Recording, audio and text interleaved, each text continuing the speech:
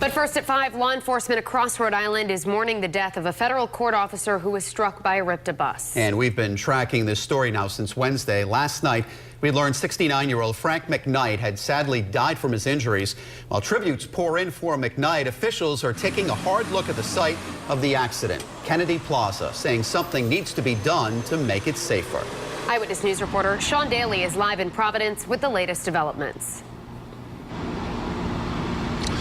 We're here in downtown Providence at Kennedy Plaza outside federal court, where hearts are heavy after a RIPTA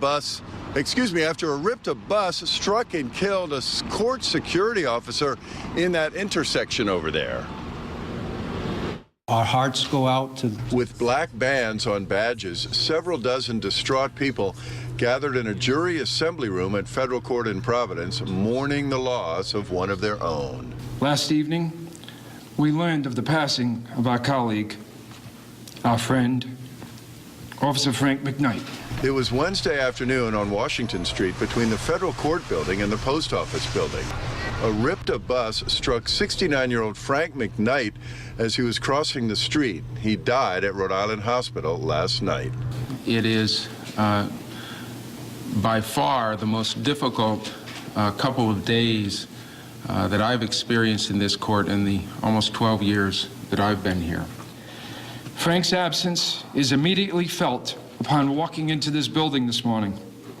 There is a void at our front doors today.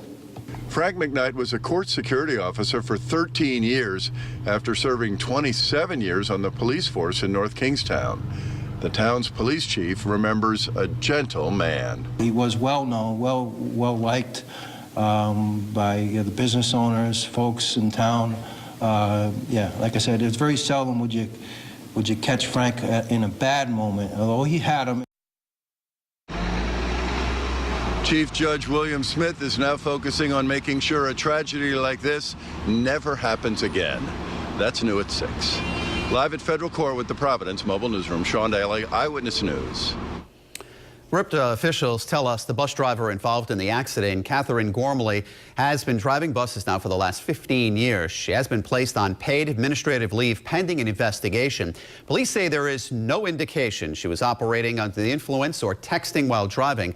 Coming up new at 6 tonight, Target 12 investigator Tim White takes a closer look at Gormley's driving history.